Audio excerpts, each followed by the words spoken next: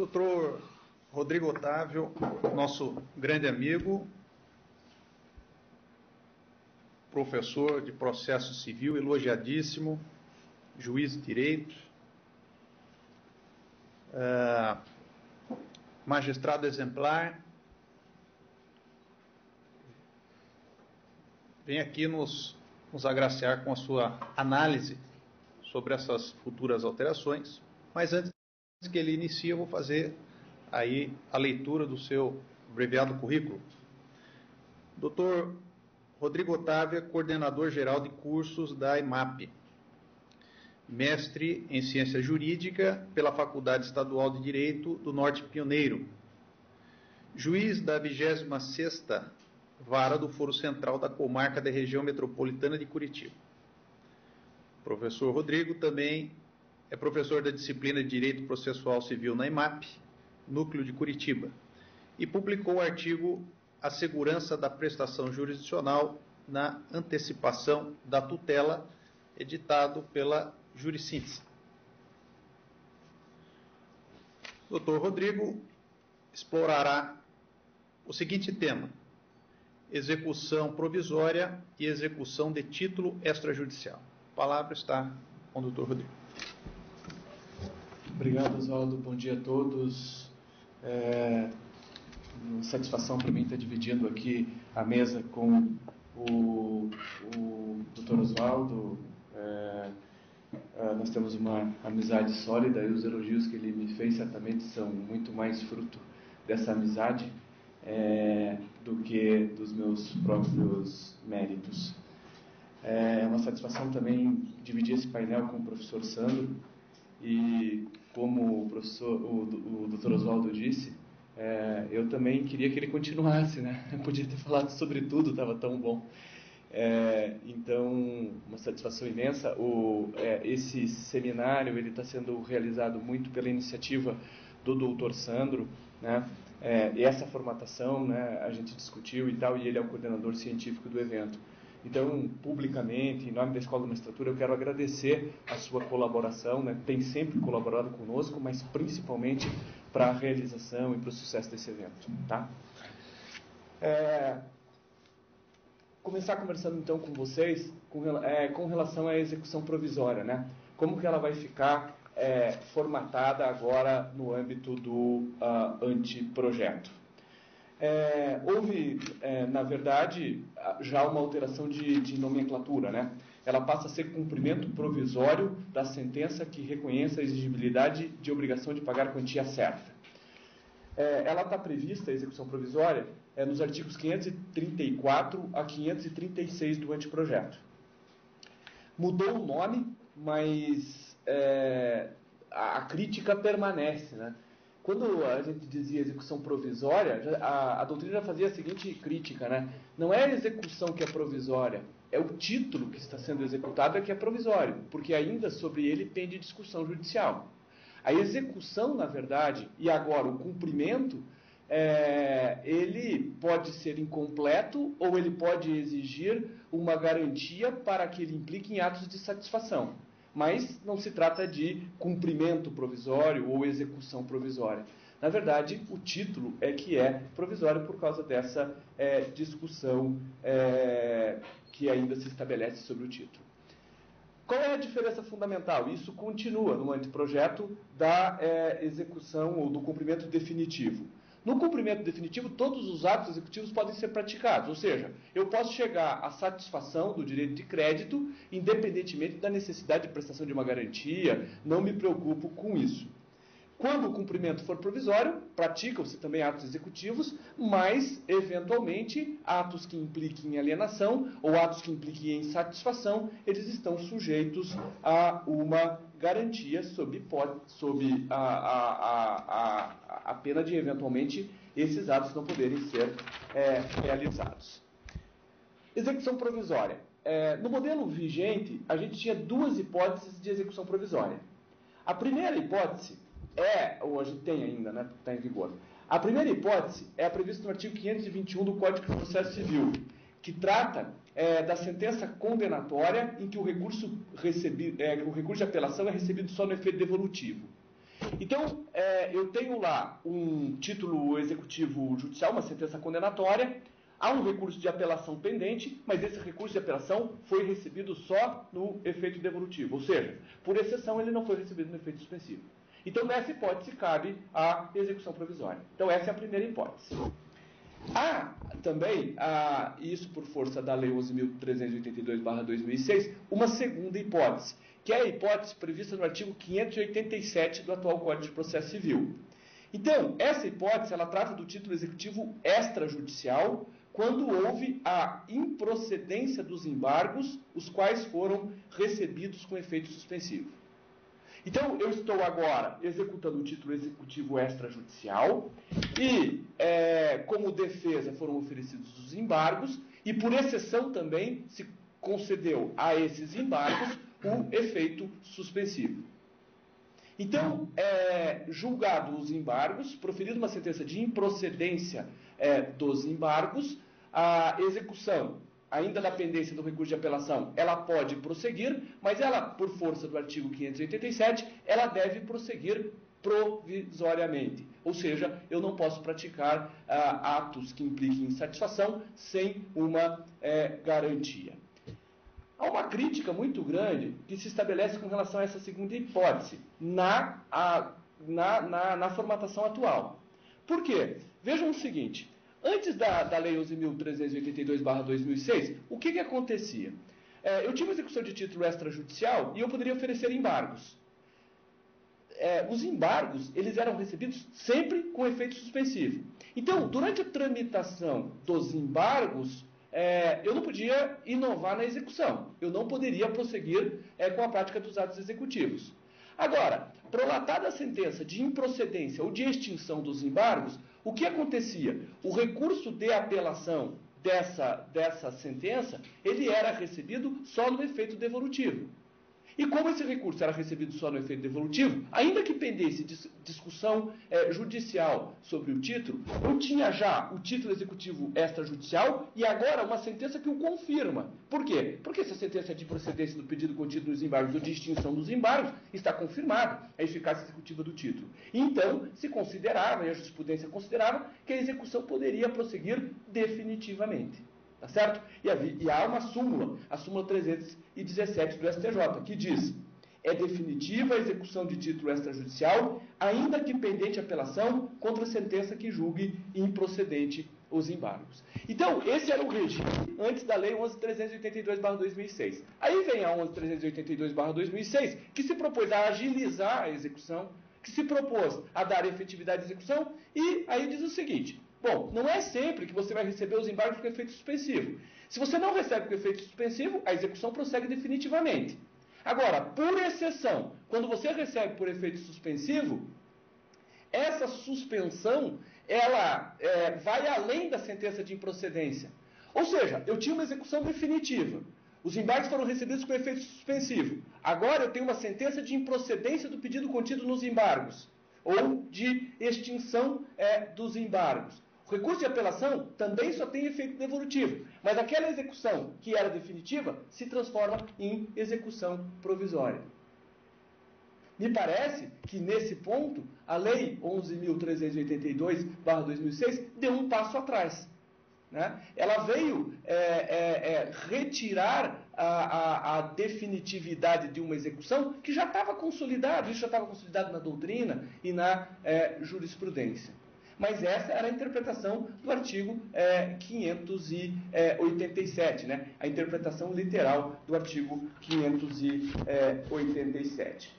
Agora, isso acabou.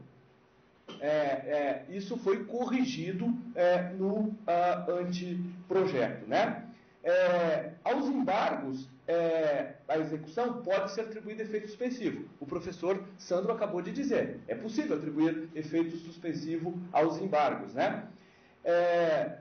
O artigo 935, parágrafo 1º do anteprojeto diz exatamente isso. O juiz poderá, a requerimento do embargante, atribuir efeito suspensivo aos embargos quando verificados os requisitos para a concessão da tutela antecipada e desde que a execução já esteja garantida por penhora, depósito ou calção suficientes. Caso atribuído esse efeito suspensivo, você não pratica atos processuais na execução. né? Com exceção na hipótese de arguição de impedimento ou suspeição ou para ordenar providências urgentes. Então, a execução fica lá suspensa. Essa suspensão ela deve permanecer, entretanto, até a prolação da eventual sentença de extinção ou de improcedência do pedido contido nos embargos. Prolatada essa sentença de extinção ou de improcedência, o eventual de recurso de apelação não tem efeito suspensivo, como acontece agora. É o artigo 1025, parágrafo 1º, inciso 3 do anteprojeto. Além de outras hipóteses previstas em lei, começa a produzir efeitos imediatamente após a sua publicação a sentença que extingue sem resolução de mérito ou julga improcedente os embargos do executado. Então, essa apelação ela não tem efeito suspensivo. Então, na sistemática do anteprojeto, ainda que pendente a análise desse recurso, a execução pode prosseguir definitivamente. A execução pode prosseguir definitivamente. Então, não se importou ao projeto, felizmente, a regra do artigo 587, que veio no Código de Processo Civil por força da Lei 11.382/2006. E se houver modificação dessa sentença? A execução vai prosseguir definitivamente. E se houver a modificação da sentença que extinguiu os embargos ou que julgou improcedente, para que eventualmente seja julgado procedente o pedido contido nos embargos, ou seja retirada a eficácia executiva do título. Se isso acontecer, o prejuízo que o executado tiver, eventualmente vai se converter em perdas e danos. Ou seja, se ele já recebeu alguma coisa, se eventualmente já se praticou lá na execução atos que importem em alienação, atos que importem em satisfação, ele fica obrigado a repor as coisas ao estado, as coisas ao estado anterior quando isso for possível. Né? E ainda a ressarcir os prejuízos que o executado teve com o prosseguimento definitivo dessa execução. Então, o artigo 534, inciso 2 do anteprojeto diz: o cumprimento provisório da sentença fica sem efeito, sobrevindo decisão que modifique ou anule a sentença objeto da execução, restituindo-se as partes ao estado anterior e liquidados eventuais prejuízos nos mesmos autos. Vejam que aqui continua a se adotar a noção de restituindo-se as partes. Restituindo-se as partes. Ou seja, se há o terceiro de boa-fé que vem e adquire, por exemplo, o bem em sede de alienação judicial ou alienação por iniciativa do credor, esse terceiro não está obrigado a devolver o bem. Mas o credor vai ter que devolver o dinheiro que foi recebido pela alienação desse bem. Porque as partes é que devem ser restituídas ao estado anterior. É diferente da hipótese em que o credor, ele, eventualmente, recebeu lá, durante essa execução provisória, ele recebeu, ele adjudicou o bem. Aí sim, o bem vai ser devolvido ao executado. Tá certo? Essa responsabilidade na execução provisória, ela continua a ser do tipo objetivo. Então, ela prescinde de culpa, né? Então, a grande novidade da execução provisória é essa. Ela só se aplica hoje na hipótese de cumprimento de sentença que ainda está sujeita a recurso de apelação sem efeito suspensivo. Execução de título extrajudicial, julgado improcedentes dos embargos, mesmo que eles sejam recebidos por efeito suspensivo, prossegue definitivamente. Tá? Com relação aí, agora a esse cumprimento provisório, né? Disse para vocês, se houver mudança no título, né, 534, inciso 2, vai se restituir as partes ao estado anterior. Os prejuízos, eles vão ser fixados nos mesmos autos da execução provisória, né? Então não é necessário a propositura de uma ação autônoma para se ressarcir desses prejuízos. No sistema atual, o artigo 475-O, inciso 2, menciona que a liquidação ela seria por arbitramento para variação do prejuízo. Havia uma crítica com relação a isso, porque nem sempre era necessário um conhecimento especial técnico para se avaliar esse prejuízo. né? O próprio juiz, às vezes, já tinha elementos ali na execução para se avaliar esse prejuízo. Então, ele não precisaria fazer essa liquidação por arbitramento. Ou, eventualmente, era necessário até provar algum fato novo, mas não necessariamente por prova técnica. Então, por que não ser cabível também a liquidação por artigos nessa hipótese? Então, aqui, o anteprojeto também andou bem, porque ele diz que vai ser feita essa liquidação nos próprios autos de execução, mas não diz que necessariamente tem que ser por arbitramento, tá certo? Como que se faz, então, o processamento do cumprimento provisório da sentença? O artigo 534, inciso 1 do anteprojeto, diz lá: o cumprimento provisório da sentença corre por iniciativa e responsabilidade do exequente. Isso quer dizer que o incidente não pode ser iniciado de ofício, como já ocorre na atual sistemática. O artigo 534, parágrafo 1º do anteprojeto, diz assim: no cumprimento provisório da sentença, o executado será intimado para apresentar impugnação, se quiser, nos termos do artigo 539. Então, vejam, o executado, no cumprimento provisório, ele não é intimado para pagar, ele é intimado para apresentar impugnação. Bom, isso nos traz já algumas indagações aqui. Primeiro, a questão do prazo. O artigo 534, parágrafo 1º, remete ao artigo 539. O artigo 539 diz lá: transcorrido o prazo previsto no artigo 537 sem o pagamento voluntário, o professor Santos falou, o prazo de 15 dias para o pagamento, inicia-se o prazo de 15 dias para que o executado, independentemente de penhora ou nova intimação, apresente nos próprios autos sua impugnação. Então, no caso como o executado ele não é intimado para pagar, mas apenas para apresentar a impugnação, me parece que a melhor interpretação aqui é de que, no cumprimento provisório, não tem esse primeiro prazo para pagamento.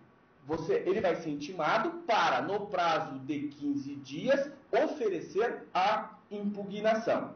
Tá certo? Então, não tem aquele primeiro prazo para pagar. Não tem o prazo para pagar, mas incide a multa.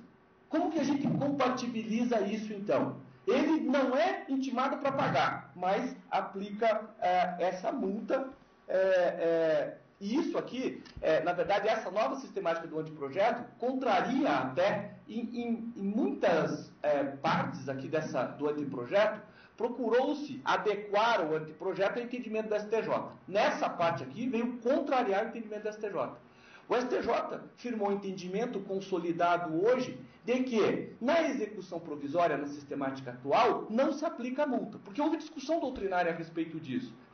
A execução provisória, a sistemática atual, diz lá: a execução provisória far-se-á nos mesmos modos de que a execução definitiva. Ora, no cumprimento definitivo aplica-se a multa. Então houve quem defendesse: bom, na execução provisória também aplica a multa. Aí o STJ disse: não aplica a multa. Exige-se o trânsito em julgado para a aplicação da multa.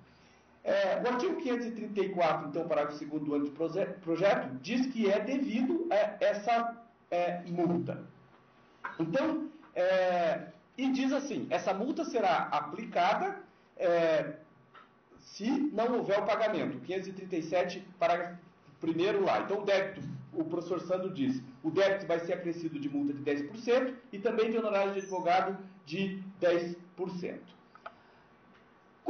Como compatibilizar isso, então? Eu conversei com o professor Sandro e eu penso que a melhor interpretação aqui é a seguinte. No cumprimento provisório, o executado, então, é intimado para apresentar impugnação. Dentro desse prazo de 15 dias, ele pode, e a disposição legal no anteprojeto a respeito disso, ele pode efetuar o depósito do valor, que é devido. Para que ele realiza esse depósito? Porque ele foi instado a pagar? Não, ele foi só instado a oferecer impugnação. Mas ele pode realizar o depósito exatamente para fugir da incidência da multa.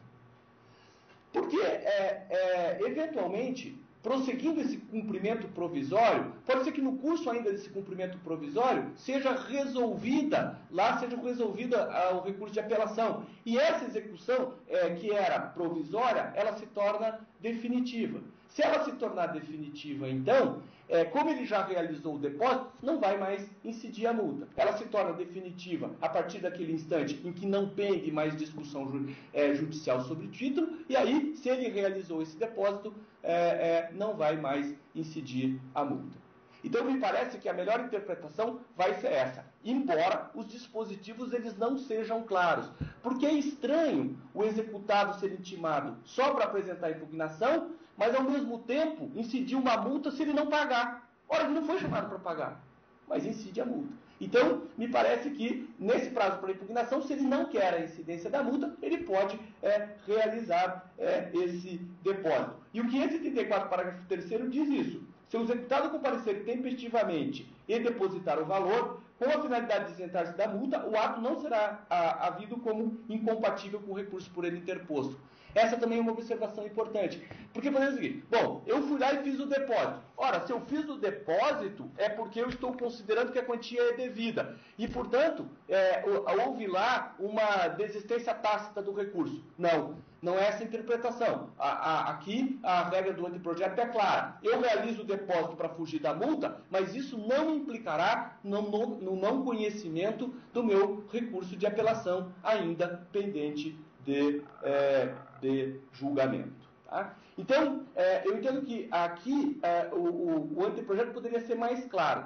Na verdade, eu entendo que o anteprojeto não deveria determinar a incidência da multa na hipótese do cumprimento provisório. A incidência da multa deveria ficar para o cumprimento definitivo, apenas para a hipótese do cumprimento definitivo. Tá certo? Mas como houve essa previsão, a gente tem que buscar essa melhor interpretação. Como que você vai trabalhar com isso no caso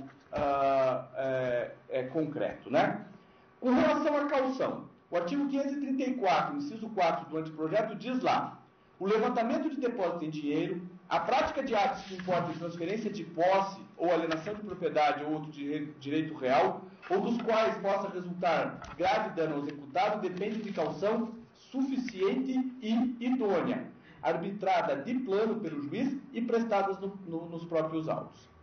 Diferentemente do que acontece no sistema atual, agora, expressamente, a prática do ato que importa em transferência da posse pode exigir caução. Isso não é expresso no nosso atual Código de Processo Civil. Então, por exemplo, se o juiz deixou lá como depositário do bem penhorado o executado, e ele vai lá no cumprimento provisório, eventualmente, alterar esse depósito, passar para o exequente, ele pode exigir a caução nessa hipótese. A jurisprudência já admitia isso, a doutrina também, mas agora a previsão expressa, né? Como no sistema anterior, como no sistema atual, essa caução ela pode ser real fidejussória e deve ser prestada nos próprios autos. E vejam, ela é prestada não para o início do cumprimento provisório, mas sim para essas situações específicas. Essas situações que implicam ou em transferência de posse, ou eventualmente em atos que podem determinar já a satisfação do direito de crédito. Dispensa da caução. No sistema atual nós temos determinadas hipóteses em que se dispensa essa caução. Isso está previsto no anteprojeto? Está previsto no anteprojeto. O artigo 534, o artigo 535 diz: a caução será dispensada se o exequente demonstrar que o cumprimento provisório da sentença é indispensável para prover sua subsistência. Aqui, então, o anteprojeto trata do estado de necessidade, que já estava previsto no sistema atual, mas agora não está mais atrelado apenas ao crédito de natureza alimentar ou decorrente de ato ilícito.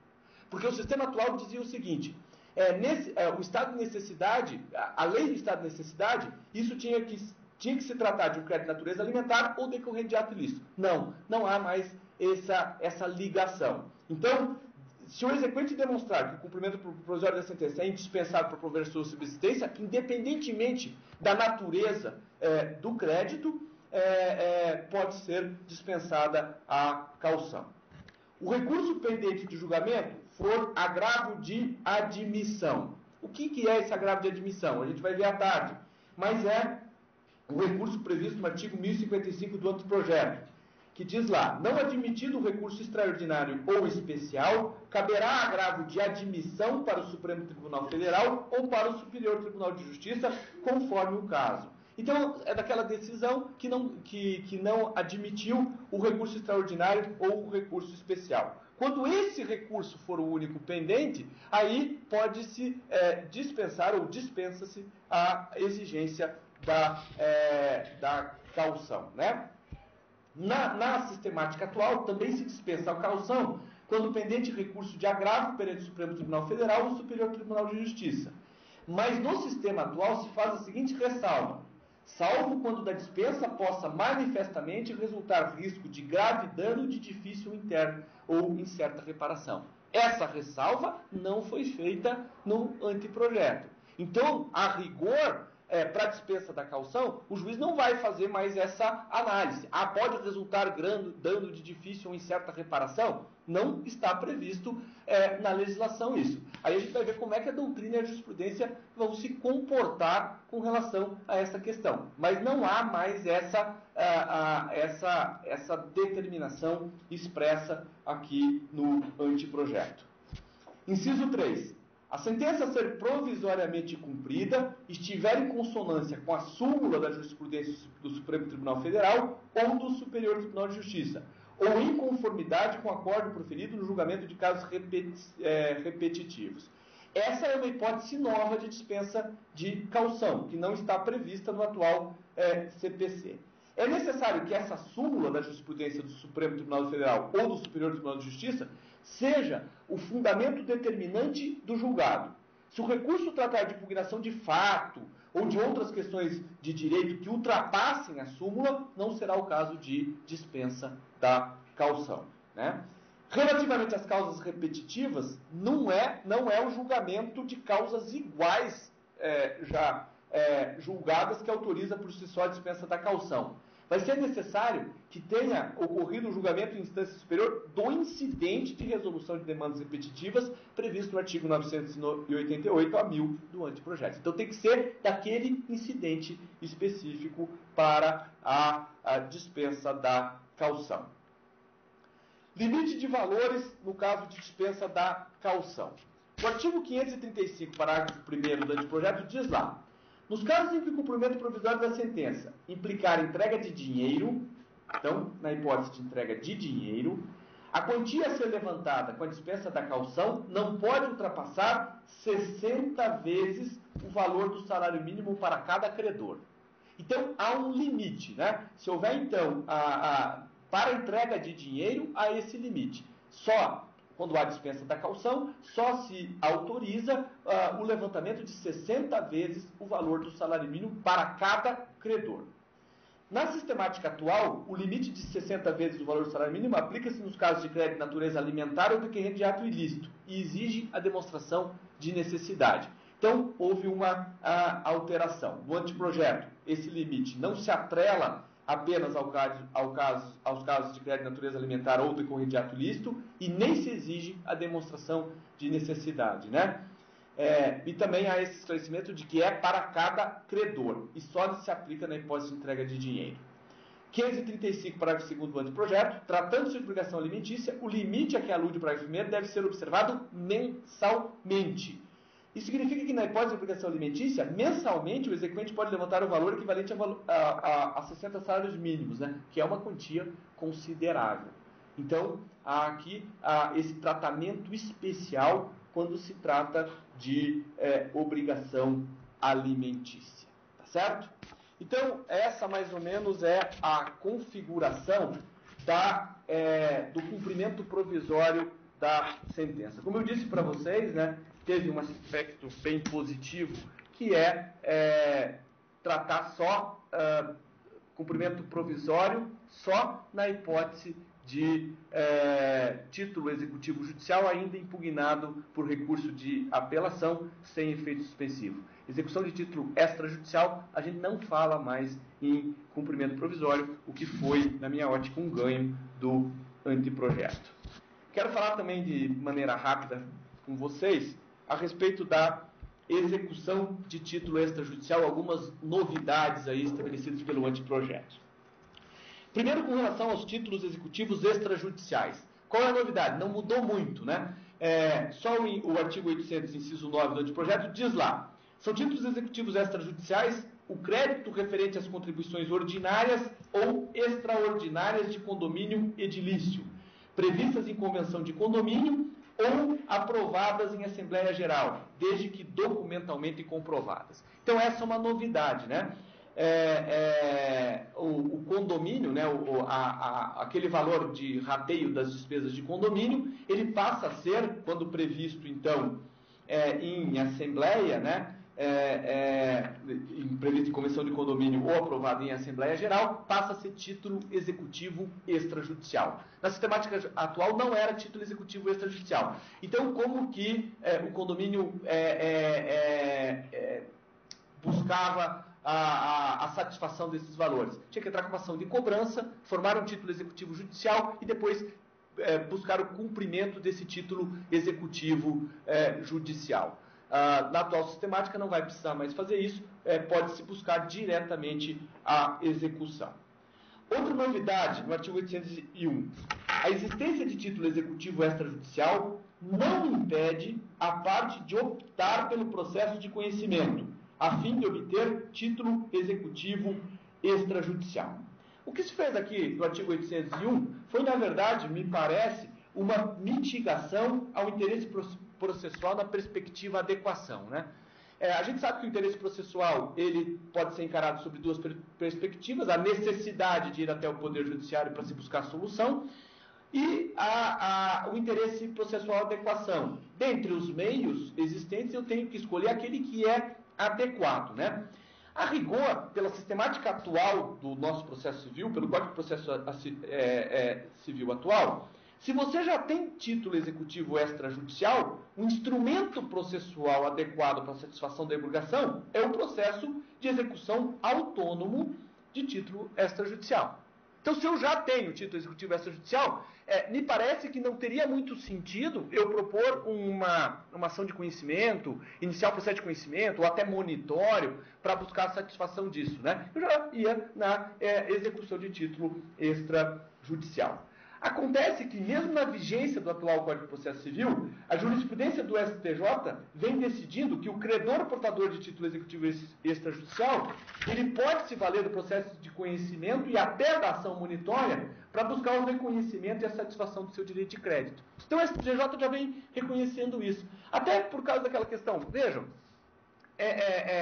ir diretamente à execução de título extrajudicial é um benefício ao credor. Se o credor não se vale desse benefício, para o devedor é melhor. Por quê? Porque ele não está sujeito à penhora e o meio de defesa pode ser facilitado. É mais fácil a defesa no processo de conhecimento, na ação monitória, do que numa eventual execução de título extrajudicial, em que você vai ter que propor uma ação autônoma, né? Como o professor Sandro já falou, você tem que propor uma ação autônoma para fazer essa defesa. Então, ainda que isso não fosse técnico, o STJ vem decidindo dessa forma. No anteprojeto do CPC, então, expressamente, o juiz não vai poder mais extinguir o processo de conhecimento por falta de interesse processual ou adequação, no caso de opção pelo credor portador de título executivo extrajudicial pelo processo de conhecimento. Se o credor optou, o juiz vai ter que aceitar. Mas o credor é portador de título executivo extrajudicial. Não interessa. O artigo 801 diz que ele pode se valer do processo de conhecimento.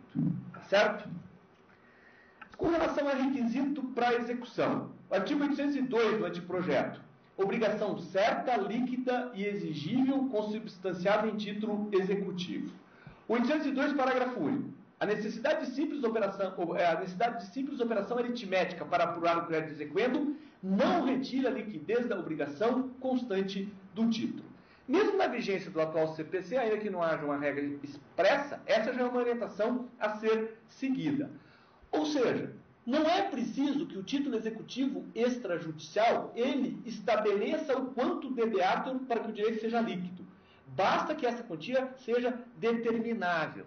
Por exemplo, se o título apresenta uma série de parcelas e é necessária, então, a realização de uma operação matemática ou aritmética para se chegar ao valor total da dívida, ainda assim estará presente o requisito da liquidez.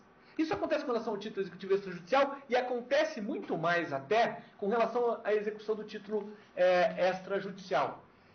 Por exemplo, eu fui juiz da Vara da Fazenda Pública e depois deixei de ser assim, de uma hora para outra. Assim, era juiz da Vara, dormi juiz da Vara da 7ª Vara da Fazenda Pública e acordei juiz da 26ª Vara Civil.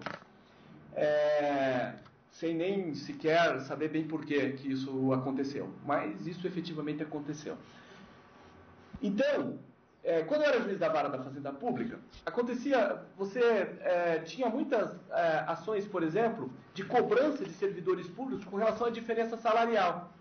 E a gente prolatava sentenças lá, julgando procedente o pedido e dizendo, olha, é devida a diferença salarial no seguinte percentual, de tanto a tanto, de tal a tal data, e sobre essa diferença incide a correção monetária desde a data em que os pagamentos eventualmente deveriam ser realizados, incide juros desde a citação, eventualmente, e tal, o índice de correção monetária é tal, a taxa de juros é tal, e se vocês me perguntassem, você sabe efetivamente qual é o valor devido? Não sei. Mas essa sentença não é líquida? Não, ela é líquida. Por quê? Porque ela traz todos os elementos para, por simples cálculo aritmético, se chegar ao valor devido.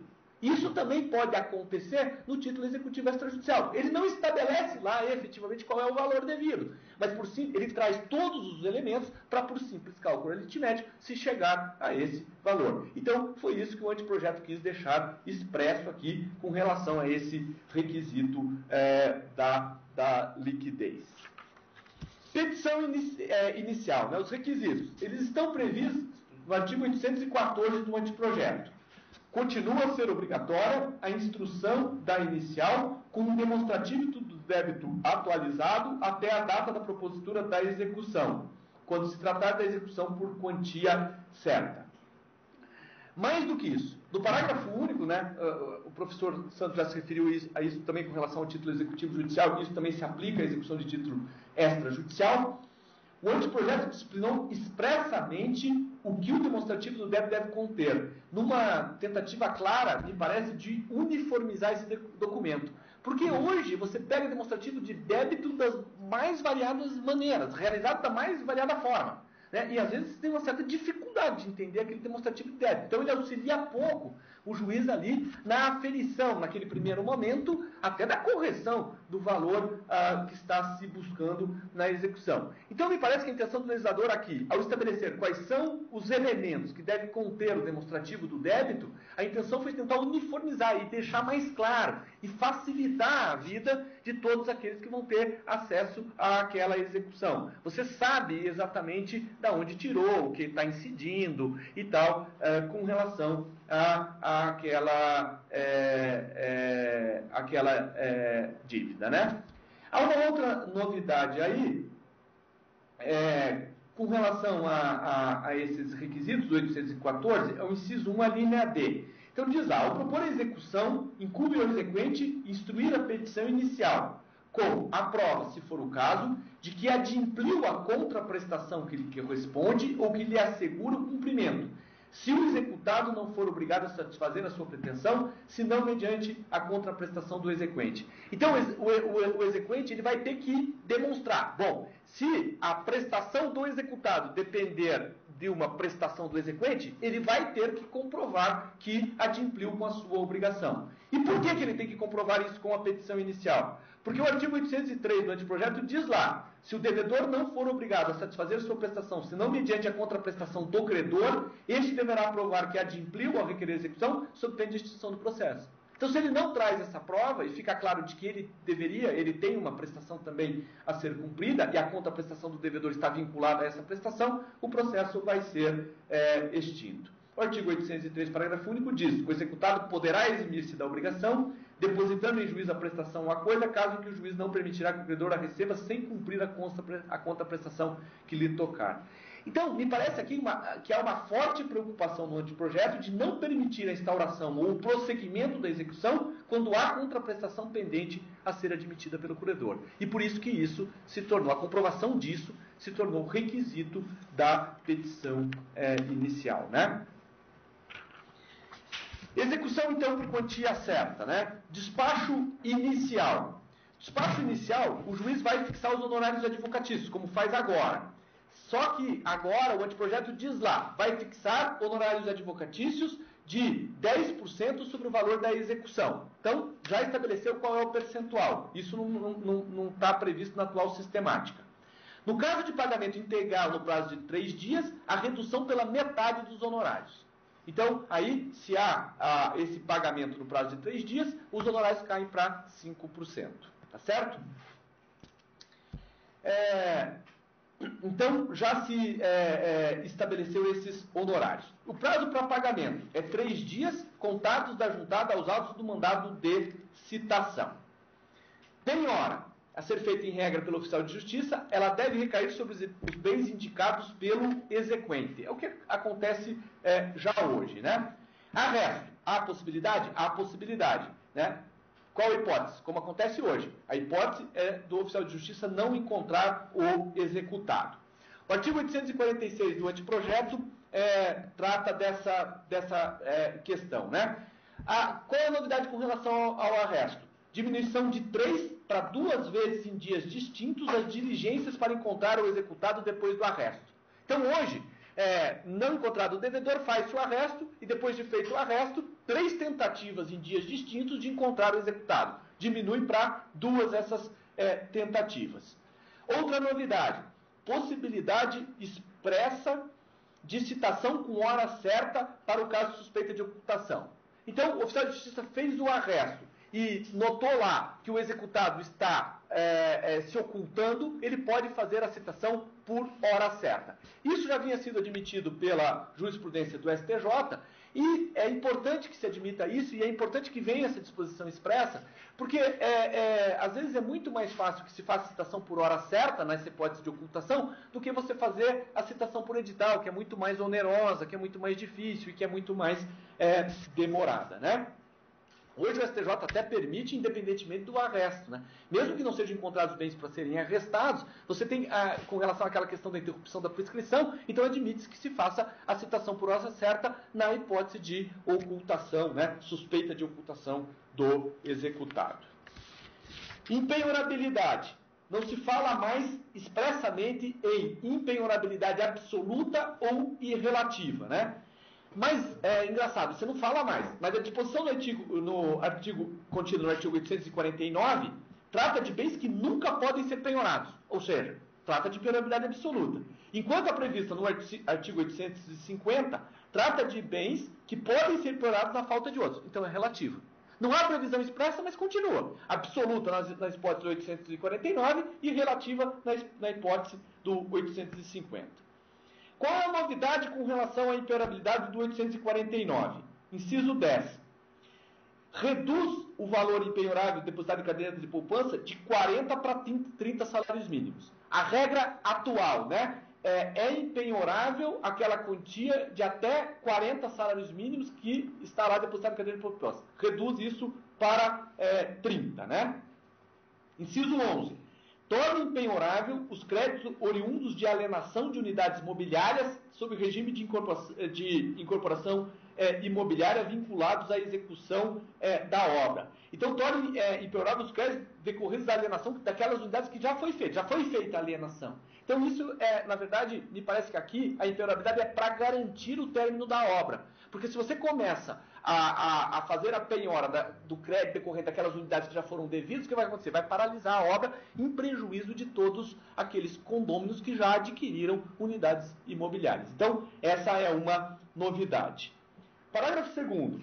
No caso de obrigação decorrente de prestação alimentícia, além dos vencimentos e seus análogos, inclui-se na possibilidade de penhora o valor de até 30 salários mínimos depositados em caderneta de poupança. Então, isso não acontecia antes, né? Na hipótese de prestação alimentícia, você podia penhorar vencimentos, os outros análogos lá de vencimento, mas não tocava nessa questão da caderneta de poupança. Aqui, a previsão expressa de você também penhorar aquela quantia de 30 salários mínimos, que a rigor seria empenhorável. Então, obrigação alimentícia, você pode fazer essa penhora, né? O parágrafo 3º do artigo 849, ele inclui na impenhorabilidade prevista no inciso 5, que trata lá dos livros, das máquinas, das ferramentas, os utensílios, né, instrumentos ou outros bens móveis necessários ou úteis ao exercício da profissão do executado, inclui os equipamentos, implementos e máquinas agrícolas pertencentes à pessoa física ou à empresa individual produtora rural, exceto quando tais bens tenham sido objeto de financiamento e estejam vinculados em garantia de negócio jurídico, ou quando respondam por dívida de natureza alimentar, trabalhista ou previdenciária. Então, inclui nessa impenhorabilidade esses implementos. Veja, hoje, o pequeno proprietário já tem uma certa dificuldade de acesso a crédito, porque a pequena propriedade rural, desde que trabalha pela família, ela é impenhorável. Então, isso ainda vai dificultar ainda mais o acesso ao crédito do pequeno proprietário rural. O pequeno proprietário rural vai ficar dependente de crédito subsidiado pelo governo, porque quem é que vai conceder crédito se já não pode ser objeto de penhora a pequena propriedade rural. E agora nem sequer os implementos e tudo isso. Então, se por um lado há essa proteção ao pequeno proprietário rural, há essa proteção. Mas por outro lado vai dificultar acesso. Vai ficar dependente de recurso só subsidiado pelo governo. Tá certo? Me parece. Uma observação com relação aqui à questão da impenhorabilidade, né? Mais uma vez, se perdeu a oportunidade de se admitir a penhora de parte de vencimentos ou análogos quando acima de determinado valor, como já se tentou na edição da Lei 11.382/2006. Então, por quê? A disposição contida no 649, parágrafo 3º, que foi vetada pelo presidente da República na época, quando da análise da 11.382/2006, estabelecia que se consideravam penhoráveis os vencimentos e análogos até 40% do total recebido mensalmente acima de 20 salários mínimos, calculados após efetuados os descontos de imposto de renda retido da fonte, contribuição previdenciária oficial e outros descontos compulsórios. Então, me parece que essa era uma boa medida. Então, o cidadão, aquilo que ele recebia, né, acima de 20 salários mínimos, 40% do que ele recebia acima de 20 salários mínimos, poderia ser objeto de penhora. E parece que isso era importante, porque às vezes você tem gente que ganha, que tem um salário mensal bom. Você pega, por exemplo, um jogador de futebol. Ele não tem bens penhoráveis, ele não tem nada no nome dele, há uma dificuldade com relação à realização da penhora. Mas ele ganha uma fortuna por mês. Mas isso é vencimento, não pode ser objeto de penhora. Me parece que isso é injusto e isso torna ineficaz, muitas vezes, a execução. Na época, o presidente da República disse o seguinte: a sociedade não está madura ainda para decidir isso. Pô, entendi, por que não está madura para incluir mais esse meio? E o projeto, mais uma vez, não tratou dessa questão. A mesma crítica se faz com relação à possibilidade da penhora do imóvel considerado bem de família, né? E houve também essa tentativa no artigo 650, parágrafo único do CPC, na redação dada pela 11.382/2006, que também foi vetada pelo presidente da República, que admitia a penhora do imóvel considerado bem de família se de valor superior a 1.000 salários mínimos, caso em que, apurado o valor em dinheiro, a quantia até aquele limite seria entregue ao executado sob a cláusula de impenhorabilidade. Então, a tentativa foi o seguinte: o cidadão tem lá um imóvel, um bem imóvel, bem de família, né, que ele é muito valioso. Então, você admitiria a penhora dele e resguardaria até o valor de 1.000 salários mínimos. Então, faria a venda judicial, o valor de 1.000 salários mínimos era devolvido ao devedor para que ele comprasse um outro bem imóvel e o credor poderia buscar a sua satisfação. Se tentou naquela época, não se conseguiu, foi vetado pelo presidente da República e agora eu acho que se perdeu mais uma oportunidade, porque também é uma medida para tornar mais eficaz a execução. Tá certo? Já estou acabando. Não fique nervoso. Ordem de preferência na penhora, né? O artigo 851, ele faz algumas alterações relativas ao 655, ao sistema atual. Ele coloca, respectivamente, em segunda e terceira posição, os títulos da dívida pública e os títulos e valores imobiliários com cotação em mercado. Certamente porque o anteprojeto considerou que eles, hoje, por exemplo, têm mais liquidez do que os veículos. eles estão hoje, na sistemática atual, bem atrás, né? Bem lá no fim da ordem de preferência. Então, colocou mais à frente. Colocou também os bens imóveis à frente dos móveis em geral, né? E faz previsão expressa da possibilidade da penhora dos direitos aquisitivos derivados de promessa de compra e venda e de alienação fiduciária em garantia, né? O que já vem sendo admitido pela jurisprudência. Então, aqui foi só uma adequação ao que a jurisprudência já admitia. O parágrafo 1º traz uma regra importante. Diz lá, a penhora em dinheiro é prioritária. Essa é prioritária. Com relação às demais, o juiz pode alterar a ordem prevista, levando em conta as circunstâncias do caso concreto. Então, levando em conta as circunstâncias do caso concreto, o juiz pode alterar a ordem, né? Só a dinheiro é que se fez questão de dizer que essa é prioritária. Até porque essa facilita muito a execução, né? Você não tem adjudicação, você não tem alienação, você não tem usufruto, que acabou aqui no código, mas você não vai ter nada disso, né? Resolvido lá todas as questões com relação à defesa do executado e tal, e mantida a execução, o cidadão levanta o dinheiro e está satisfeito, né? É a alegria do juiz a penhora do dinheiro, né? Então, por isso que ela é absolutamente prioritária, né? O parágrafo 2º do 851 diz lá: para o fim de substituição da penhora, equiparam-se a dinheiro a fiança bancária e o seguro garantia judicial, desde que em valor não inferior ao do débito constante inicial, mais 30%. Então, isso veio expresso, também já era admitido pela doutrina e pela jurisprudência, e foi importante aqui, me parece, dizer o seguinte: é possível, isso se equipara a dinheiro. Então, a fiança bancária e o seguro garantia judicial. Mas tem que ser o valor da execução e mais 30%. Então, disciplinou isso e tornou isso mais claro. Eu acho que isso foi importante no projeto, né? Artigo 852. Não se levará a efeito a penhora quando é evidente que o produto da execução dos bens encontrados será totalmente absorvido pelo pagamento das custas da execução. Essa é uma explicitação também normativa de entendimento já afirmado pela jurisprudência. Não tem sentido, né, se o valor da execução vai ser totalmente absorvido pelas custas, né, pelo pagamento das custas.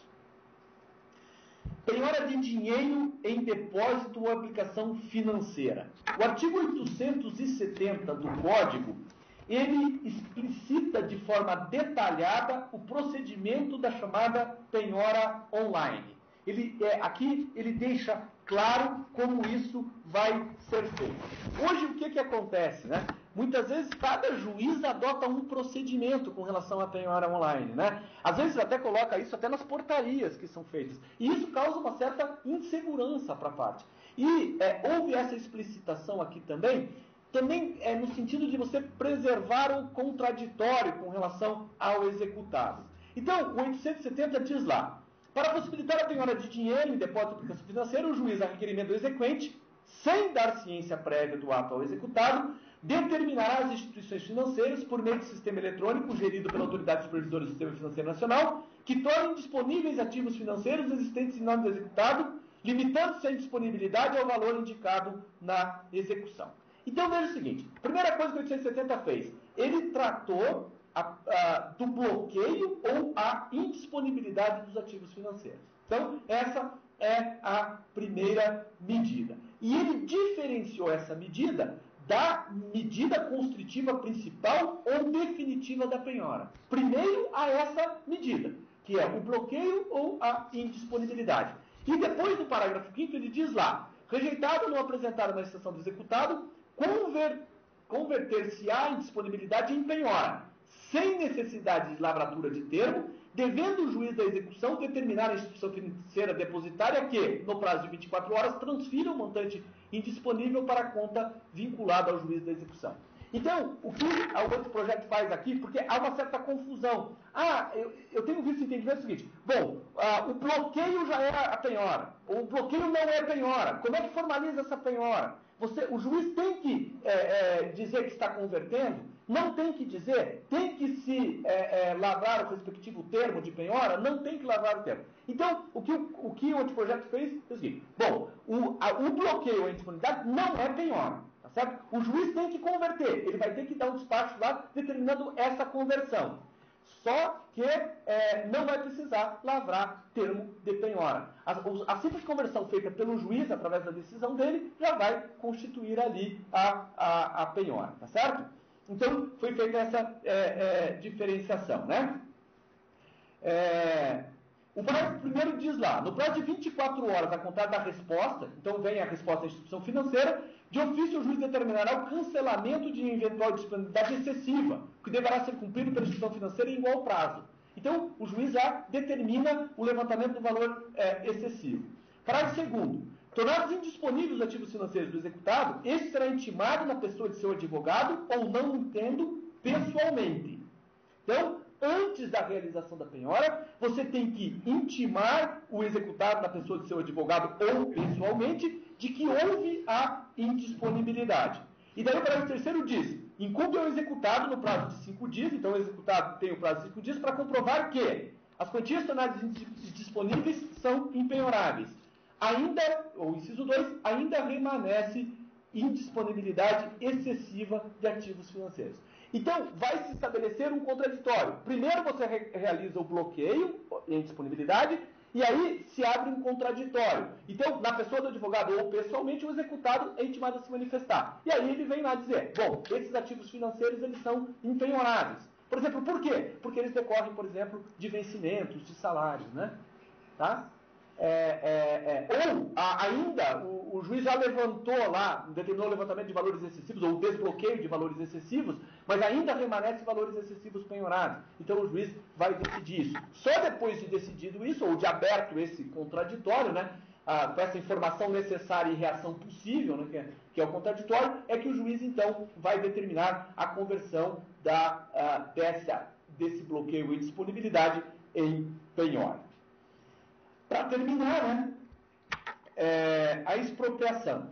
O artigo 840 do anteprojeto. A execução por quantia certa se realiza pela expropriação de bens do executado, ressalvadas execuções especiais. O artigo 841. A expropriação consiste em quê? Adjudicação, alienação, apropriação de frutos e rendimentos de empresa ou estabelecimentos e de outros bens. A adjudicação não teve maiores alterações no anteprojeto, né? Há que se ressaltar aqui só o acréscimo relativo à observância do contraditório e a oportunidade para se requerer essa adjudicação. Então, observância do contraditório, que não está muito claro no sistema atual, e se deixou claro no anteprojeto. Artigo 892, parágrafo 1º. Então, diz lá, requerida a adjudicação, o executado será intimado do pedido pelo Diário da Justiça, na pessoa do seu advogado constituído nos autos, por carta com aviso de recebimento, quando representado pela Defensoria Pública, ou não tiver procurador constituído nos autos, por meio eletrônico, quando sendo o caso do parágrafo 1º do artigo 246, não tiver procurador constituído nos autos. Então, na verdade, intima-se o executado desse requerimento da adjudicação, tá certo? E uma outra novidade é a oportunidade para adjudicação. O artigo 894 do anteprojeto estabelece que não ocorre a preclusão do direito do exequente de requerer a adjudicação. Eu posso, por exemplo, como exequente, no primeiro momento, não quero a adjudicação. E aí eu vou para os outros meios expropriatórios. Então, alienação por iniciativa do próprio credor, alienação por leilão e tal, e aí não obtenho sucesso. Não obtido sucesso, depois eu posso requerer novamente a adjudicação. Eu posso voltar à adjudicação. E nessa hipótese eu posso até pedir uma nova avaliação do bem penhorado. Então, há essa possibilidade de você retornar à adjudicação se não obteve sucesso com relação aos outros meios de expropriação. Alienação por iniciativa particular ou em leilão judicial, eletrônico ou presencial. Isso está previsto no artigo 895. Não trata mais de...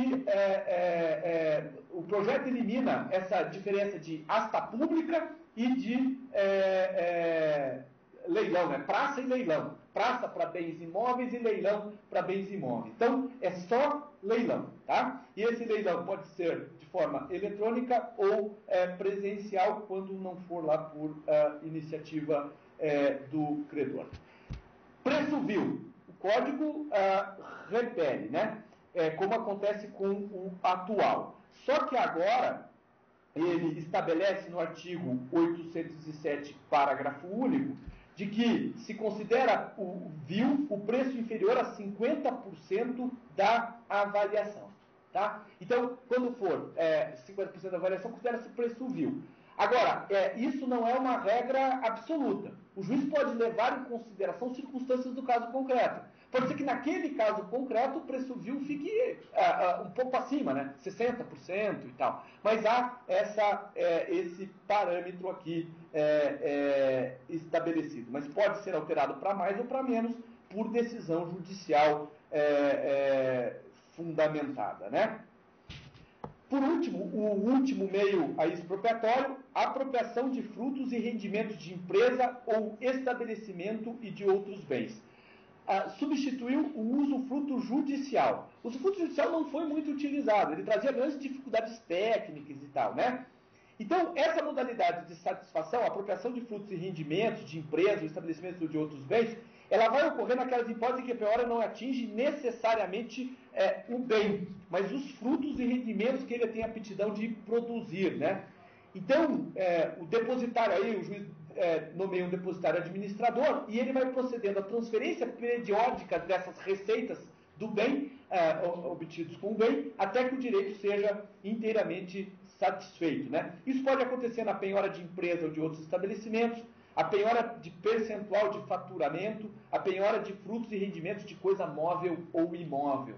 Então aí você vai fazendo já essa transferência e vai fazendo o pagamento.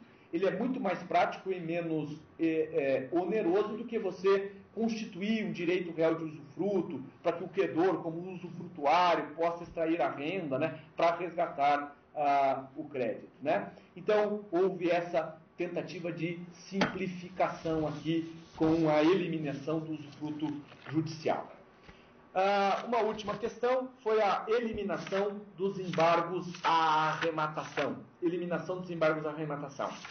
Então agora, se aprovado o anteprojeto, as unidades ou os vícios da execução que possam comprometer a eficácia da arrematação, eles devem ser arguidos e solucionados como incidente processual dentro do próprio procedimento executivo, sem a necessidade de instauração de uma ação própria. Mas, segundo o anteprojeto, essa forma sumária, né, do incidente somente vai prevalecer enquanto não for expedida a carta de arrematação ou ordem de entrega. Então, enquanto não expedida a carta de arrematação, né, bem imóvel, a ordem de entrega bem imóvel, eu posso alegar ali vício dentro da própria execução. Isso vai ser resolvido dentro da própria execução. Quando a carta de arrematação ou a ordem de entrega já houver sido expedida, não mais será admitida sua invalidade dentro do processo executivo. Daí o vício, eventualmente, terá que ser arguido em ação autônoma, né, no qual o arrematante figurará como litisconsorte necessário.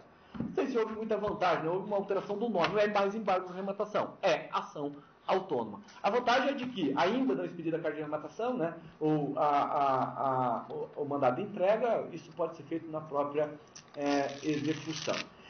Continua havendo a possibilidade de desistência da arrematação pelo arrematante. Em que hipótese? Na hipótese em que há essa alegação de vício no bojo da própria execução ou há essa propositura dessa ação autônoma, né? E daí, nessas hipóteses, a discussão vai perder o seu objeto, seja ela feita através de ação autônoma ou dentro da própria execução. Tá certo? Então, é claro que tem muito mais coisa, né? Há muitos dispositivos, né, que regem a execução de título extrajudicial, mas me parece que esses são os temas mais palpitantes. Peço desculpa ao Oswaldo, agradeço a paciência dele e a paciência de vocês e me coloco à disposição para eventuais dúvidas com relação aí a essas questões que eu falei, execução provisória e execução de título extrajudicial. Muito obrigado.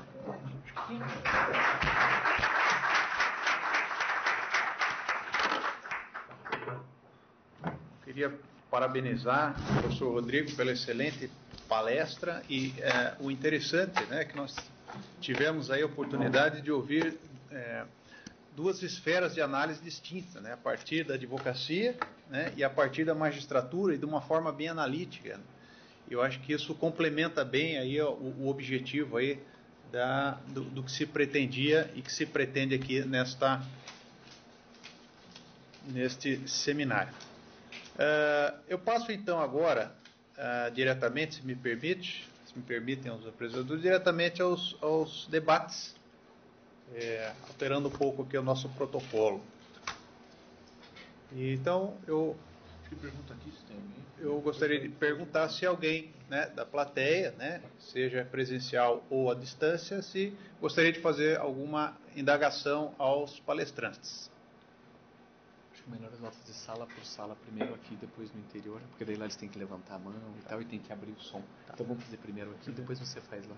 Então, seguindo aqui a recomendação do Dr. Rodrigo, eu pergunto se aqui, na sala presencial em Curitiba, se há algum questionamento a ser feito a algum dos palestrantes.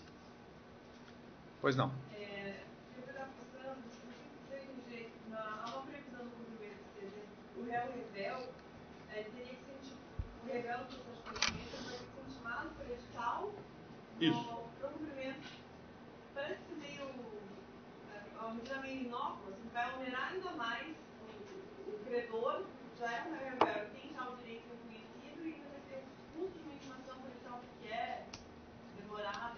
Que está partindo do pressuposto que você não teve condições de endereço certo, de localização prévia. Se obviamente no caso concreto ainda, talvez, na medida do possível, seja possível identificar o endereço correto, você pode até vir para as outras hipóteses, uma intimação pessoal, né? Que não necessariamente por edital, mas vamos dizer assim, persistindo a condição de revel incerto, não sabido, dizer, não há outra coisa a não ser você também intimá-lo por edital. Então a ideia do legislador é, digamos assim, mantendo esta condição, nesta circunstância você vai estar. Agora, por óbvio, se no caso concreto você conseguir demonstrar ao magistrado que houve uma evolução e hoje você consegue até localizá-lo, você pode vir, a despeito dele ser revel, não consegui-lo intimar por advogado, daí fazê-lo pessoalmente. Mas assim, se houver a localização do endereço certo, é óbvio que ela não vai mais necessitar de intimação pessoal. A minha questão é porque hoje o réu revel, ele se considera intimado com a entrega dos autos da secretaria.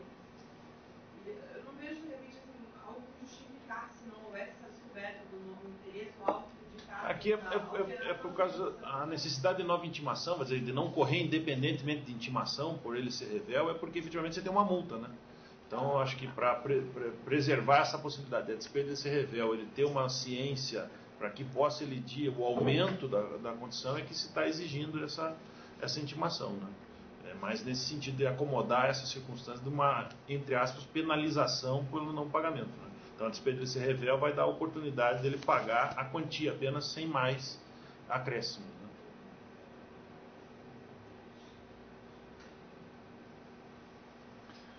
Mais alguma questão? Pois não? Eu tenho uma questão provocativa aos três, né? Porque um é o titular da matéria veiculada na primeira aula e os dois juízes de vara civil, são para a gente poder imaginar. O artigo 529 declina os títulos judiciais para fins de cumprimento de sentença. E no inciso 5, existe o crédito de auxiliar da justiça quando as custas, emolumentos ou honorários créditos aprovados pelo Poder Judicial são executáveis no próprio cumprimento. A primeira pergunta é: o que a gente queria executar um advogado, né, na forma de imprescindibilidade da assistência do advogado na fase executiva, de cumprimento ou de cumprimento, e na peculiaridade do nosso Estado do Paraná, que é por delegação privada, crédito exclusivo do auxiliar da justiça de delegação privada, poderia ser executado nos próprios autos, no banco geral online, inclusive, como alguns juízes pré-interlegem em portaria estão autorizando, né, a fazer, o auxiliar da justiça solicitar pela online, determinar pela online custos? Bem, primeiramente, o doutor Abelardo dá a oportunidade de dizer uma coisa que não dissemos. Aqui houve uma migração de título extrajudicial para o título judicial, né? Então, esse crédito antes ele estava lá no título extrajudicial, agora veio para o título judicial. O que é a parte boa disso? Porque, obviamente, a origem do crédito é judicial, né? É um serviço prestado ao longo de um processo. Então, ele não estava efetivamente de acordo antes com a sua previsão no título extrajudicial. Porém, dada a pergunta, vai dizer, se ele vai ter que ter um advogado para cobrar isso, eu quero acreditar que sim, vai dizer, tal como era antes, no título extrajudicial, ele não vai poder fazê-lo em causa própria, seja ele perito ou não, seja qualquer outro, leiloeiro, etc., enfim, qualquer um que venha a participar, ele vai ter que promover isso, e daí me parece que nós temos que aproveitar e mais uma vez também falar aqui da influência do juiz na estrutura das coisas do processo. Quer dizer, à medida que a magistratura conseguir fortalecer a ideia de que eu não vou ter uma autuação própria, vai dizer, eu vou ter o mesmo processo /1, /2, /3, /4, como já no tribunal, isto é pacífico, nas varas de primeiro grau a gente tem grande dificuldade porque talvez a escrivania sendo privada, diz que não tem condições de agregar no seu software uma barra, e tem a questão das custas. Acho que a questão das custas se resolve de outra forma com uma lei, mas me parece que daí, fazendo /01, /02, cria um incidente e ele vai buscar a satisfação do seu crédito através do advogado que o representa, e isso vai gerar a natureza que é. Vai dizer, se é quantia certa, circunstância de quantia certa, sem muita diferença do que já existe. Me parece que essa seria a perspectiva. Mas é mais um problema de dificuldade de estrutura que a gente enfrenta do que provavelmente uma dificuldade legal. Acho que o que nós precisamos é acomodar essa estrutura de criar o incidente tal como é e daí tocar as coisas. Eu concordo com o Sandro, assim, não vejo motivo para dar tratamento diferenciado, né? Até como o Sandro bem disse, ele já estava sujeito à execução por título extrajudicial e tinha que fazer através de advogado. O que muitos faziam é que iam buscar isso no juizado especial, né? Para se livrar dessa questão do advogado e tudo isso. Me parece que isso não vai ser mais possível, né? Porque você vai ter que buscar dentro da própria relação processual ali constituída, né? E me parece que daí agora é representado por advogado. Não vejo motivo. Aí representado por advogado, a requerimento do credor, como diz lá, apresentado a memória e tudo isso, penhor online vai ser possível, né? É absolutamente possível, mas dentro da regra normal. Me parece que é um cumprimento normal. Não vejo, a lei não estabelece nenhum tratamento diferenciado. Fez a previsão como título executivo judicial, então tem que ter tratamento normal de título executivo judicial, me parece. Eu só vou fazer uma consideração a respeito do assunto, para dizer que, tendo em vista a natureza jurídica desta obrigação, né, muitos consideravam tratar-se propriamente de crédito de natureza exclusivamente tributária, e, portanto, poderia ser admitida a execução direta nos autos. Imagino que seja isso que o Dr. Abelar esteja dizendo. Mas, dentro da sistemática adotada, né, e pela colocação do tema exatamente nesse artigo 529, me parece que não há como fugir da necessidade de integração por meio do advogado, exatamente pela conformação do sistema, né, ainda que tenha uma discussão sobre a natureza jurídica desse crédito aí. Pode abrir para as outras perguntas.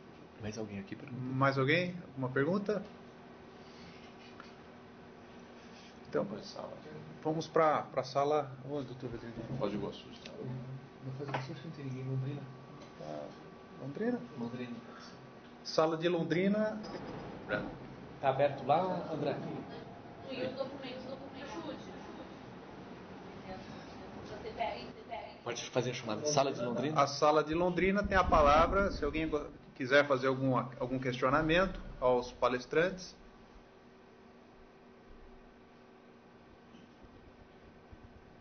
Que não há perguntas. Não há questionamentos. Agora, Ponta Grossa. Ponta Grossa agora. Pode pegar. A palavra está aberta em Ponta Grossa. Se alguém quiser fazer algum questionamento para os palestrantes. Você entra no último lá tem espaço público, tem uma escolhezinha de espaço. Obrigado. Pressiona.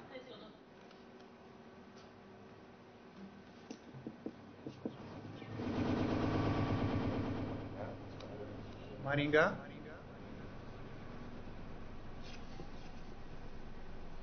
A palavra está aberta para a sala de Maringá. Se alguém quiser fazer algum questionamento aos palestrantes. Pois não. Não. Não? Cascavel.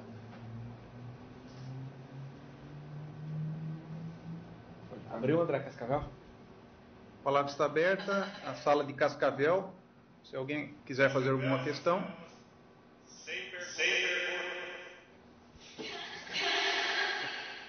Cascavel sempre responde afirmativo, mas nunca faz. Posso? Pode, claro.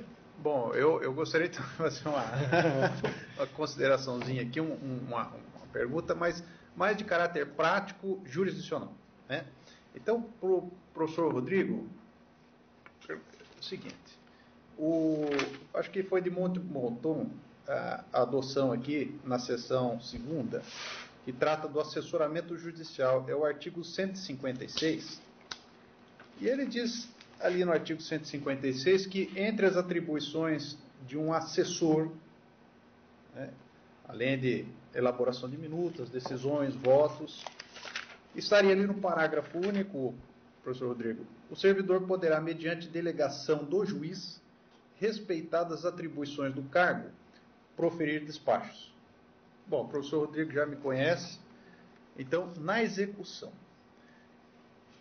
Portugal adotou um sistema de execução extrajudicial, e esse tema tem sido bastante discutido, porque os atos de execução são atos meio que automatizados.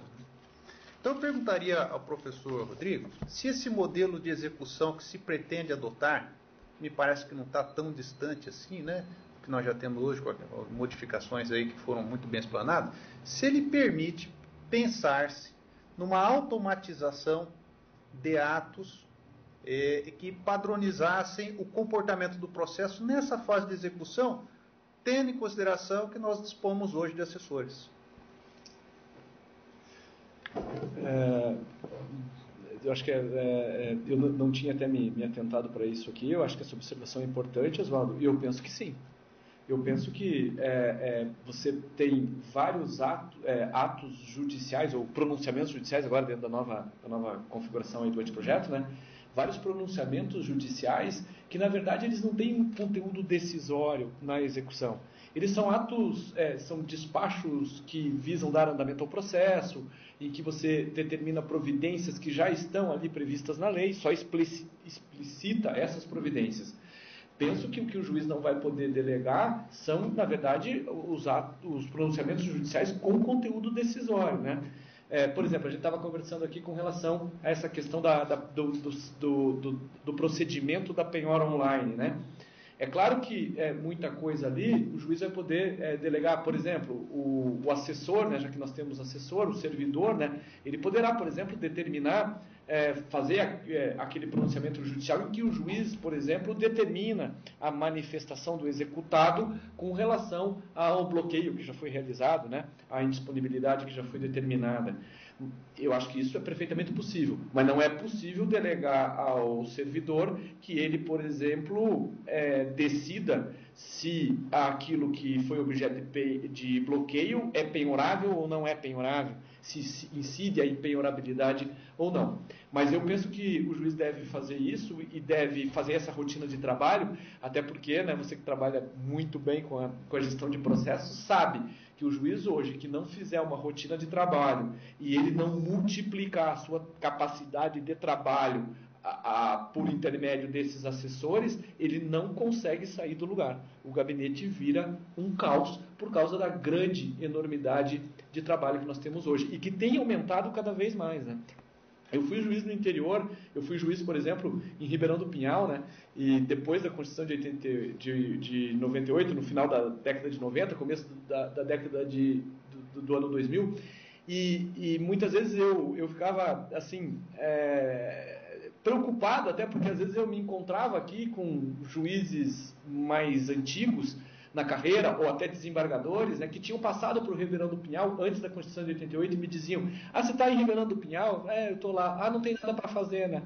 Eu falava: não sei, só se na sua época, né? Porque agora tem muita coisa para fazer lá, são 3 municípios, é uma comarca grande e tal. Então, isso está cada vez aumentando. Certamente hoje, o trabalho que tem lá em Ribeirão do Pinhal, né, que abrange os municípios de Abatiá e Jundiaí do Sul, é infinitamente maior do que na época em que eu estive lá.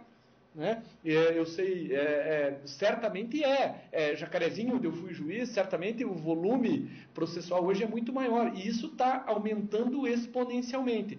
Então, se o juiz não fizer uma rotina de trabalho e não se valer desses assessores, que hoje, graças a Deus nós conseguimos, eu acho que o gabinete vira um caos. O juiz não pode, ficar se preocupando com essas questões de mero andamento do processo. Me parece que é uma perda de tempo. O juiz tem que se preocupar com aqueles pronunciamentos judiciais de conteúdo decisório efetivamente. E deve fazer essa rotina de trabalho. E na execução se dá para fazer muito isso, porque o processo ele é mais tarifado, ele tem uma sequência prevista na lei. Então eu acho que isso se aplica, cai como uma luva exatamente à execução. Só queria fazer mais só uma indagaçãozinha para o professor Sandro, porque eu não vou me aguentar, professor. Aqui o artigo 539, ele diz assim, transcorrido o prazo previsto no artigo 537, ou seja, para pagamento, no cumprimento de sentença, sem o pagamento voluntário, inicia-se o prazo de 15 dias para executado, independentemente de penhora ou nova intimação. Bom, e o Código de Processo Civil estabelece que, o novo Código de Processo Civil, que qualquer ato que seja apresentável, mesmo que antes do início do prazo de contagem, ou seja, antes do desacordo, deverá ser reputado tempestivo. Era uma dúvida que existia no processo civil. Eu posso impugnar uma decisão, por exemplo, que não foi publicada ainda? Então, isso se discutia bastante. Então, eu pergunto o seguinte, como é que eu vou compatibilizar esse dispositivo com os atos de aperfeiçoamento da penhora e a possibilidade contínua de impugnação? Pois dentro do conteúdo da impugnação está previsto ainda que você pode tratar da própria penhora, mas ela não é mais requisito da... Então fica até uma incompatibilidade, quer dizer, o conteúdo trata de uma coisa que não aconteceu ainda, Então como é que você vai tratar disso depois? Aí é que entra aquele 532 lá que nós falamos que vai ser a identificação da exceção de pró-executividade, ou seja, quaisquer atos posteriores, eles vão ter que ser tratados através daquele outro mecanismo de defesa que não propriamente impugnação, ou seja, você não vai conseguir fazer uma emenda à impugnação. Você vai ter que, à medida que o fato aconteça, você vai ter que provocar a análise daquele fato ao longo do curso da própria execução ou da própria impugnação. Vai dizer, se no curso da impugnação surgir na execução um ato de penhora ou de avaliação, enfim, aí você vai ter que tratar daquilo separadamente. Então, você vai ter, e como não pode deixar de ser por causa da dinâmica, você tem uma defesa desacompanhada, vai dizer, desapartada da penhora, então, à medida que a penhora aconteça, você vai ter que fazer, houve reforço de penhora, já houve uma penhora, mas houve reforço de penhora, você vai ter que tratar disso à medida que isso surja. Por isso que tem essa previsão do 539 e tem a previsão aqui do parágrafo, acho que 9º, aqui as questões relativas ao fato superveniente ao fim do prazo para apresentação da impugnação, assim como aquelas relativas à validade, adequação de penhora, avaliação, atos executivos subsequentes, podem ser arguidos pelo executado por simples petição. Então, esse parágrafo 9º é que vai contornar aqui todas essas necessidades posteriores ao fim do prazo da impugnação. É a forma que o legislador concentrou. Eu tinha sugerido à comissão, dentro dessa expectativa, que a gente acabasse com a impugnação. O que eu tinha sugerido à comissão de juristas do Senado, a professora Tereza, a professora Medina, até pela facilidade que temos, eu havia sugerido o seguinte: nós temos que acabar, no fundo, com a impugnação e com os embargos. Vamos reduzir para duas. Você vai reduzir para defesas por simples petições. Então, surgiu um problema na execução, você tem um prazo para impugnar aquilo. Então, houve penhora, você tem 5 dias para impugnar a penhora. Houve avaliação, você tem 5 dias para impugnar a avaliação. Houve fraude da execução, você tem 5 dias para impugnar a avaliação. Você cria, à medida que a coisa surja, você cria o contraditório. Ou você tem ações autônomas. Quer dizer, você tem um prazo de ações autônomas para discutir. Então, você não precisa mais ter impugnação e embargos. Mas eles, lamentavelmente, não entenderam assim. Eles quiseram manter a tradição de ter uma impugnação, de ter embargos, e ainda agora criaram previsões que podem ser de exceção, e ainda continua a defesa heterotópica. Ou seja, a gente continua naquele cenário amplo que eu mesmo sistematizei dizer, e eu me dizer, não, nós podemos acabar com isso, mas eles acabam nunca, porque parece que fica assim, eu tenho que ter uma defesa. Eu digo, não, você vai ter uma defesa, só que você não precisa concentrar essa defesa, porque como os atos eles são dinâmicos, eles têm uma projeção para o longo do processo, por exemplo, porque você penhorou hoje, mas amanhã você vai poder questionar o quê? Vai poder questionar a venda que foi preço vil, ou você vai questionar que aquilo penhorado hoje, amanhã é absolutamente impenhorável, né? Mas, lamentavelmente, a comissão não se mostrou afeita a essa discussão e manteve esse tratamento. Então, agora nós temos oficialmente 4 defesas consagradas dentro da execução. Acho que elas se justificam, mas a gente poderia ter um cenário melhor, que, lamentavelmente, como disse o professor Rodrigo, perdemos a oportunidade de avançar um pouco mais. Bom, agora eu convido professor Sandro Gilberto Martins para receber da Escola da Magistratura do Paraná o seu certificado. Tá? Parabenizando.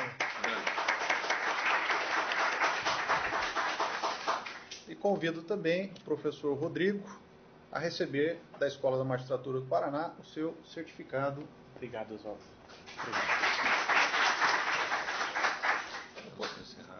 Damos por encerrada esta fase aqui das palestras. Só um aviso aqui paroquial. Retornamos então às 13h30, né? Às 13h30. E daí, no período da tarde, a gente vai tratar de processos nos tribunais. E o moderador vai ser o Dr. Abelardo. E vamos tratar de parte geral de recursos com o professor Oswaldo. Eu volto aqui para falar recursos em espécie. E o professor Sandro volta para falar de recurso especial e extraordinário. E daí, depois, no final da tarde, com a moderação do Dr. Luciano, nós temos o incidente de resolução de demandas repetitivas e controle de constitucionalidade segundo grau, o professor Manuel Caetano. Tá certo? Então, 13h30. Obrigado.